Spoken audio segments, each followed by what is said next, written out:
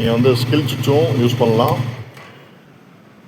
இல்லை இதுவும் யூஸ் பண்ணலாம். எதுவுமே பிரச்சனை இல்லைங்க.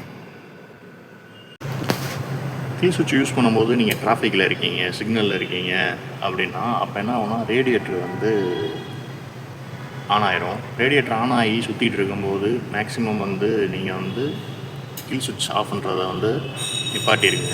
ஏன்னு கேட்டிங்கன்னா உள்ளே அந்த ப்ராசஸ் வந்து நடக்கும். தெர்மோஸ்டாட்டில் வந்து ஓப்பன் லாக் அந்த ப்ராசஸ்லாம் நடக்கும்.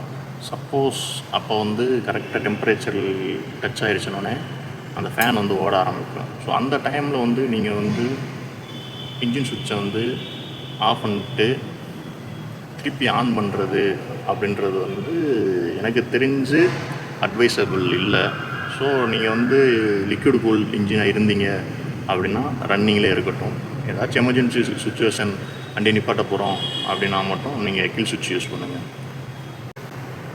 ஏர் கூல்டு இன்ஜின் யூஸ் பண்ணுறீங்க அப்படின்னா கில் சுவிட்ச் யூஸ் பண்ணுறதுக்கு தைக்கமே பட வேணாம், நீங்கள் தாராளமாக யூஸ் பண்ணலாம். அதனால் உங்களுக்கு வந்து பெட்ரோல் சேவ் ஆகும் கண்டிப்பாக. அதே மாதிரி ரொம்ப நேரம் கில் சுவிட்ச் மட்டும் ஆஃப் பண்ணிட்டு இக்னிஷன் ஆஃப் பண்ணாமல் போயிடாதீங்க. பேட்ரி ட்ரெயின் ஆகிறதுக்கான வாய்ப்பு ரொம்ப ரொம்ப ரொம்ப அதிகம். அப்புறம் வந்து நீங்கள் வந்து வண்டியை ஸ்டார்ட் பண்ணும்போது ஒன்று ஜம்ப் ஸ்டார்ட் பண்ணணும், இல்லைனா வண்டியை தள்ளி தான் ஸ்டார்ட் பண்ணணும். நன்றி, வணக்கம்.